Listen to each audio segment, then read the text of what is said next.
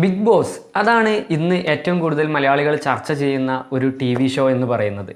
Big ബോസിനെ അനുകൂലിക്കുന്നവരും പ്രതികൂലിക്കുന്നവരുമുണ്ട്. Big ബോസിലെ താരങ്ങൾക്കുള്ള ആരാധകരുണ്ട്. എന്നാൽ big ബോസിൻ്റെ ഒരൊറ്റ ഒരു എപ്പിസോഡ് പോലും ഇതുവരെ കാണാത്തവരുമുണ്ട്. നമ്മൾ ഇന്നത്തെ വീഡിയോയിൽ ചർച്ച ചെയ്യുന്നത് ബിഗ് ബോസ് എന്താണ്, അതിൻ്റെ ചരിത്രം എന്താണ്, യഥാർത്ഥത്തിൽ ബിഗ് ബോസിലെ വിജയി ആരാണ്, എന്തൊക്കെയാണ് ഈ ബിഗ് ബോസിൻ്റെ പിന്നിലെ കളികൾ എന്നുള്ള കാര്യങ്ങളൊക്കെയാണ്. നമുക്ക് നോക്കാം എന്തൊക്കെയാണ് ബിഗ് ബോസിൻ്റെ പിന്നിലെ ചരിത്രം എന്ന് ആദ്യം നോക്കാം. ബിഗ് ബോസ് എന്നുള്ളത് നെതർലാൻഡ്സ് ആസ്ഥാനമായിട്ടുള്ള ബിഗ് ബ്രദർ എന്നുള്ള TV ഷോയിൽ നിന്നും പ്രചോദനം ഉൾക്കൊണ്ടുകൊണ്ടാണ് ഇന്ത്യയിൽ ബിഗ് ബോസ് ആരംഭിക്കുന്നത്.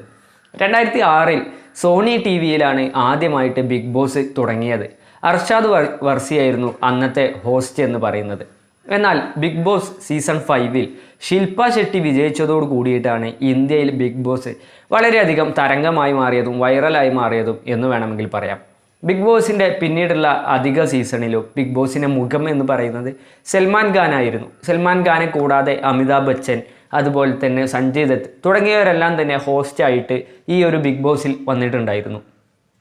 പിന്നീട് 2013 ഈ ഷോ മറ്റു ഭാഷകളിലേക്കും, ബംഗാളി, അതുപോലെ തന്നെ തെലുങ്ക്, തമിഴ്, കന്നഡ തുടങ്ങിയ ഭാഷകളിലേക്കെല്ലാം തന്നെ വീണ്ടും ചെയ്യാൻ തുടങ്ങിയത്.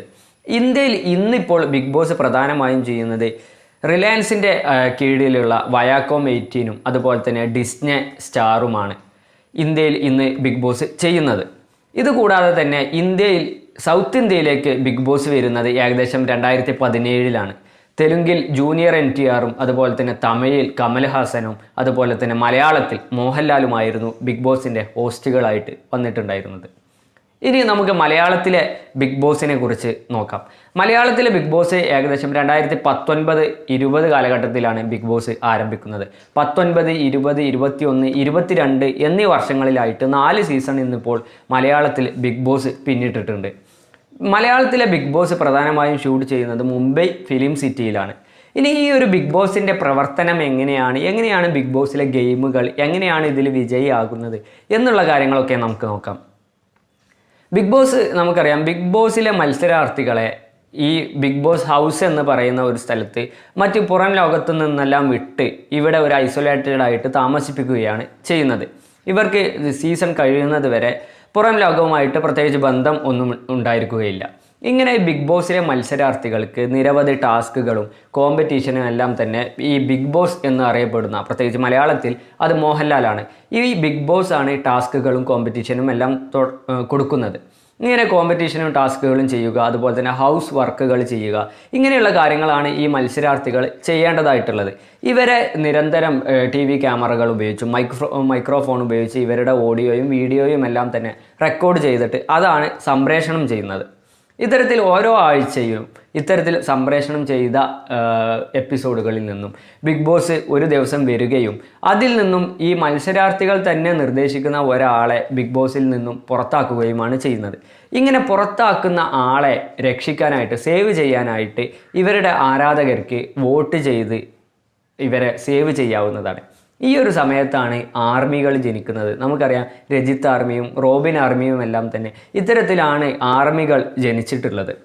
ഇങ്ങനെ വോട്ട് ചെയ്യുന്നതിലൂടെ ഇവരെ സേവ് ചെയ്യാനും ഇവരെ എലിമിനേഷനിൽ നിന്നും രക്ഷിക്കാനും സാധിക്കും. മാത്രമല്ല, ഈ ഹൗസ് വർക്കുകൾ ചെയ്യുന്നതിലൂടെ ഓരോ ആഴ്ചയും ലക്ഷറി ഫണ്ട് എന്നറിയപ്പെടുന്ന ഒരു ഫണ്ട് ഈ മത്സരാർത്ഥികൾക്ക് ബിഗ് ബോസ് നൽകുന്നതുമാണ്.